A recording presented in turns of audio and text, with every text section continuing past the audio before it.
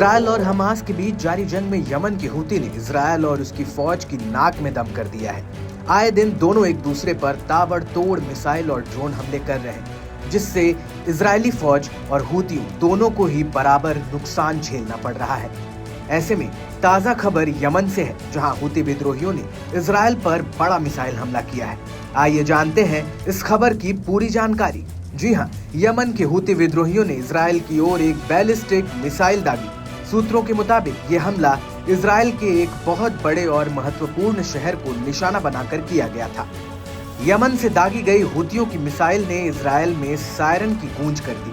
हालांकि इजरायल के अत्याधुनिक मिसाइल रक्षा प्रणाली ने इस हमले को नाकाम तो कर दिया, लेकिन हूतियों की मिसाइल से इजरायल में सायरन बजने लगे। इजरायल की सेना ने एक बयान जारी कर कहा कि उसकी defence system arrow missile defence system ने हूती की मिसाइल को हवा में ही नष्ट कर दिया।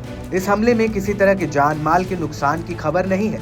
हूती विद्रोहियों ने हाल के महीनों में इजरायल और उसके सहयोगी देशों पर हमलों को तेज किया है। विशेषज्ञों का मानना है कि यह हमला क्षेत्र में बढ़ते तनाव का हिस्सा हो सकता है। इजरायल ने इस घटना के बाद अपनी सैन्य तैयारियों को और मजबूत करने का ऐलान किया है। हूती विद्रोहियों ने भी अभी तक इस हमले की जिम्मेदारी तो नहीं ली है, लेकिन कोई आधिकारिक बयान भी जारी नहीं किया है। अंतर्राष्ट्रीय समुदाय ने इस हमले की निंदा की है और क्षेत्र में शांति बनाए रखने की अपील की है। आपको बता दें कि हाल ही में इजरायल ने यमन के सना एयरपोर्ट को निशाना बनाया था।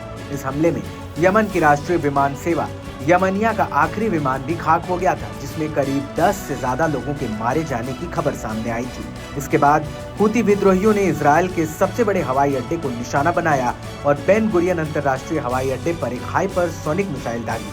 हूतियों का यह हमला इजरायल की तरफ से यमन के सेना हवाई अड्डे पर बमबारी के बाद हुआ था।